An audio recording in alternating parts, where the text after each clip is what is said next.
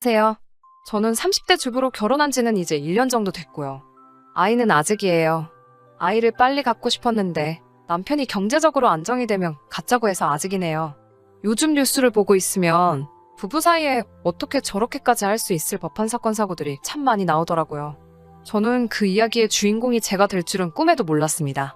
저는 직원 숫자가 6명 정도인 작은 무역회사에 다니고 있어요. 벌써 거기서 근무한 지도 4년이 넘어가네요. 공무원 시험을 준비하다 뒤늦게 시작한 사회생활이지만 부지런한 성격 덕분에 잘 적응해서 하고 있어요. 지금의 남편과는 사회생활을 막 시작했을 무렵 직장인 독서동호회에서 만났어요.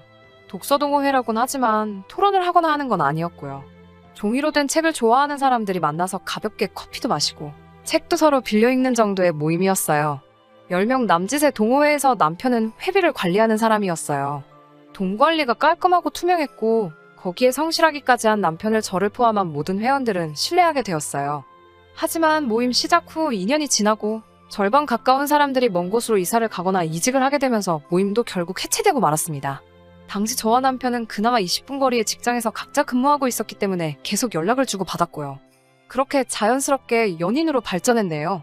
제가 그동안 봐온 남편은 매사알뜰하고 꼼꼼한 사람이었기에 저는 그를 이상적인 남편감으로 생각했어요. 그 흔한 술이나 담배에 돈을 쓰는 것 같지도 않았고 브랜드 옷이나 신발을 걸치진 않았어도 깨끗한 사람인 게 보였거든요. 물론 가끔 연애하면서 특별한 곳에 가고 싶을 때도 있었고 분위기를 내고 싶은 순간도 있었기에 서운한 적도 덜어 있었지만요. 그런 기색을 느낄 때면 남편은 늘 언젠가 자리를 잡고 그때에도 늦지 않는다며 저를 다독였습니다. 저는 그 말을 믿었고요. 그렇게 1년 좀 넘게 연애를 하다가 남편의 우리 같이 살면서 미래를 준비하면 어떻겠냐는 프로포즈에 제가 좋다고 하면서 결혼까지 하게 된 거죠. 사실 결혼 과정이 순탄치만은 않았어요. 일단 결혼 이야기가 나오자마자 상견례 장소부터 문제가 되었습니다. 제 성격이 화려하고 사치를 좋아하는 건 절대 아니지만 인생에 한 번뿐인 결혼식인 만큼 저도 나름 생각해오던 그런 그림이 있었으니까요. 강남에 있는 한 식당에서 양가 어른들을 모시고 진지한 분위기에서 상견례를 하고 싶었어요. 하지만 남편은 인터넷에서 할인 쿠폰을 구했다며 패밀리 레스토랑에서 상견례를 하자고 하더군요. 거긴 제가 학생 때 자주 가던 곳인데 말이죠. 제가 조용한 곳에서 여유롭게 하고 싶다고 말했지만 남편은 자기 주장을 굽히지 않았어요. 이제부터 결혼 준비하려면 여러모로 돈이 들어갈 텐데 양가 어른들도 다 이해해 주실 거라면서요. 물론 이해해 주시긴 하셨지만 저희 아버지는 나지막히 남자가 너무 돈돈하는 것도 좋지 않다며 좀 걱정을 하셨어요.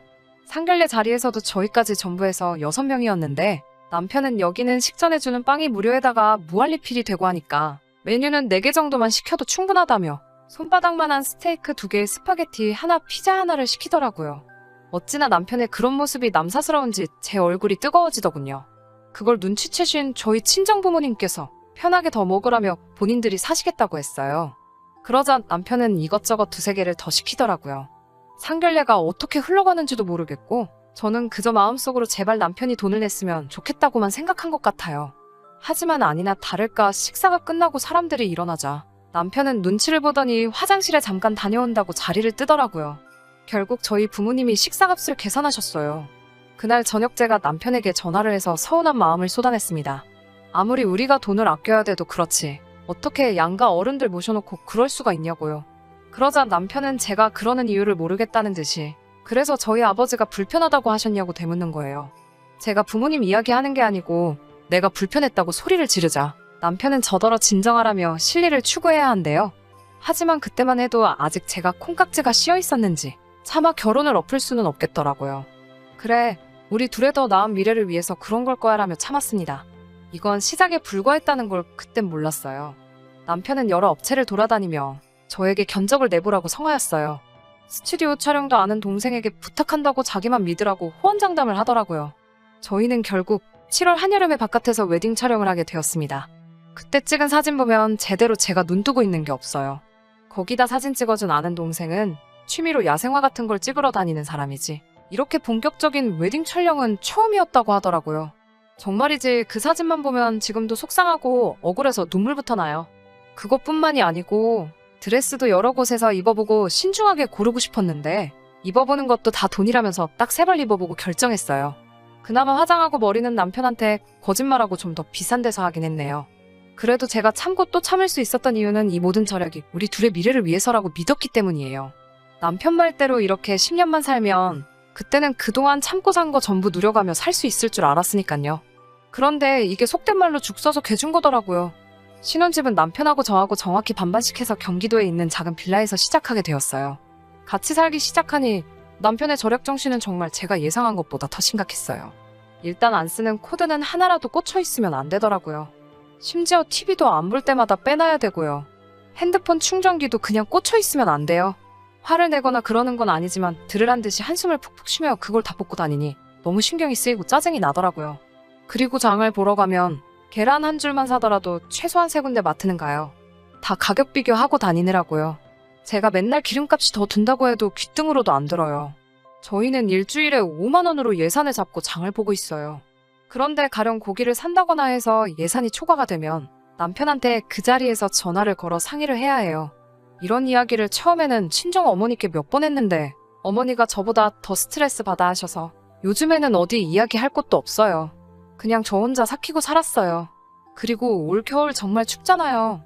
그런데 수도꼭지를 딱 미지근한 물 나오는 곳까지만 돌아가게 고정을 해놔서 따뜻한 물을 제대로 못 써요. 샤워도 10분으로 시간을 정해놓고 10분이 넘어가면 계속 화장실 밖에서 1분 넘었다, 2분 넘었다 시간을 재면서 눈치를 주더라고요. 이런 결혼 생활이 지속이 되니까 정신병에 걸릴 것 같더라고요. 그래도 또 한편으론 스스로 무서울 만큼 제가 적응을 해가고 있었죠. 그러다 얼마 전 친정집에 누수 문제가 있어서 저희 부모님이 며칠간 저희 집에 오신 적이 있어요. 제가 남편한테 어른들 감기라도 드시면 고생하시니까 빨리 수도꼭지 풀어놓으라고 난리를 쳐서 부모님이 따뜻한 물로 샤워는 하실 수 있었어요. 그런데 생각지도 못한 데서 정말 충격적인 장면을 목격하고 말았습니다. 영하 13도였던 밤이었어요. 저희 집은 베란다가 없는 빌라라서 우풍이 있거든요. 그래서 제가 남편에게 부모님 따뜻하게 주무시게 해드리라고 신신당부를 했죠. 저는 그날 야근이었거든요. 그런데 집에 와보니 이 미친 인간이 저희 부모님에게 침낭을 드렸더라고요. 지는 오리털 이불을 덮고 처자고 있고요. 제가 어이가 없어서 남편을 흔들어 깨웠어요. 남편이 덮고 있던 이불을 뺏어서 저희 부모님을 덮어드리니 두 분이 잠에서 깨시더라고요. 제가 너무 창피하고 죄송해서 눈물을 흘렸어요. 그러자 저희 부모님은 웃는 얼굴로 강서방이 많이 쪼잔하고만 일하며 씁쓸한 미소를 보이시더라고요. 저는 부모님이 들으실까봐 남편에게 크게 소리도 못 지르고 바로 인근에 호텔을 예약해 두 분을 그리 모셨어요. 부모님이 호텔로 가신 뒤 저는 처음으로 남편에게 악을 쓰며 달라들었습니다. 내가 시부모님께 그래도 상관없냐고 그러자 아니 손님용 이불이 따로 있지도 않고 어쩔 수 없어서 그런 건데 왜 그렇게 난리냐며 오히려 화를 내더군요. 저더러 침낭이 얼마나 유용한 물건인지 아냐면서요. 폭풍 같던 주말이 지나고 남편이 출근한 날 저는 남편 몰래 회사에 병가를 내고 집에 남았습니다. 남편에게 어떻게 복수를 할까? 나도 똑같이 시부모님을 추위에 떨게 해야 하나 고민을 했어요. 멍청하고 생각 없는 짠돌이 남편이 문제지 사실 시부모님이 무슨 죄가 있겠어요. 저는 중고물품 파는 곳에다가 저희 부부가 쓰던 퀸사이즈 침대를 무료 나눔한다고 글을 올렸습니다. 파는 것도 귀찮고 남편이 오기 전에 없애버리고 싶은 마음뿐이었거든요. 결혼할 때 샀으니 거의 새거나 마찬가지였어요. 글을 올리기가 무섭게 몇 사람이 앞다투어서 가져가겠다고 하더군요. 그러다 어떤 사람이 20만 원을 줄 테니 자기한테 팔려고 제시를 해와서 그 사람한테 팔았습니다. 그 20만 원으로 마트에 가서 정말 혼자 간신히 누울 만큼 작은 침대를 하나 샀어요. 퀸사이즈 침대가 놓여있던 자리에 새로 산 작은 침대와 그 바로 옆으로 남편이 쓸 침낭 하나를 놓아 두었습니다. 몇 시간 뒤 퇴근해서 집에 온 남편은 노발대발 난리더군요. 그런데 자기께 침낭이라서 열받은 건 둘째고 퀸사이즈 침대를 제값도 안 받고 남한테 넘겼다는 거에 열이 받았더라고요. 내가 저런 남자의 뭘 보고 결혼을 한 건지 스스로 한심하더라고요. 저는 남편이 뭐라건 무시하고 제 침대에서 혼자 자는 생활을 시작했습니다. 남편도 오기가 생긴 건지 소파 위에서 침낭에 들어가서 자더라고요. 그렇게 부부 사이가 틀어지기 시작하고 얼마 지나지 않아 시어머니께서 저희 집에 오셨어요.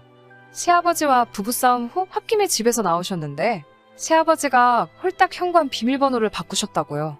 시어머니가 오셨던 그날도 저희 친정부모님이 오셨던 날만큼 추웠죠. 하나뿐인 오리털 이불은 제가 덮고 있었고 집에는 그때처럼 여분의 침낭 하나가 더 있을 뿐이었어요. 남편은 저에게 빨리 오리털 이불을 내놓으라고 난리더군요. 저는 이건 손님용이 아닌데 이걸 어떻게 드리냐면 남편이 했던 그대로 말했어요. 일부러 시어머니 들으라는 식으로 제 목소리를 낮추려고 하지도 않았고요. 그렇게 투닥대고 있으니 제가 한 말을 듣고 예상한 대로 시어머니께서 저에게 뭐라고 한 말씀 하시더라고요. 그래서 제가 남편이 저희 부모님에게 했던 일을 그대로 말씀드렸어요. 그제서야 어머님도 아무 말씀 못하시고 남편에게 남자라는 게 그렇게 쫌생이 마냥 왜 그러고 사냐며 한심하고 쪽팔린다고 뭐라 하시더군요. 그러면서 저에게 미안하다고 없이 키운 것도 아닌데 왜 저러는지 모르겠다고요. 저는 시어머니의 사과에도 불구하고 어른 공경할 줄 모르고 돈 몇 푼 때문에 시간 낭비를 일삼는 멍청한 남편과는 더 이상 살고 싶지가 않더라고요. 그래서 조금은 충동적으로 남편에게 이혼하자고 얘기했어요. 사실 이때 남편이 저에게 진심으로 사과했으면 이혼 도장까지는 찍지 않았을 수도 있어요. 그런데 남편이 또 이혼도 돈 드는 거 모르냐며 왜 돈쓰리를 자꾸 만드냐고 한숨을 쉬더라고요. 그 한숨을 들으니 제 이성의 끈이 끊어지는 것 같더군요. 그 다음날 이혼 전문 변호사를 만나 물으니 이런 것도 이혼 사유가 될 수 있고 남편의 귀책 사유가 될 수 있다고 하더라고요. 그런데 그 변호사 말이 진짜 짠돌이들은 이혼도 돈 생각하느라 못하니까 그 점을 무기로 잘 생각해서 써먹어보라고 하더라고요. 그래서 남편과 이혼하기 전에 일단 재산적 가치가 있는 건 조금씩 정리를 하려고요. 정말 개거품 물 때까지 집안 물건 하나씩 헐값에 정리하려고 합니다. 들어주셔서 감사합니다.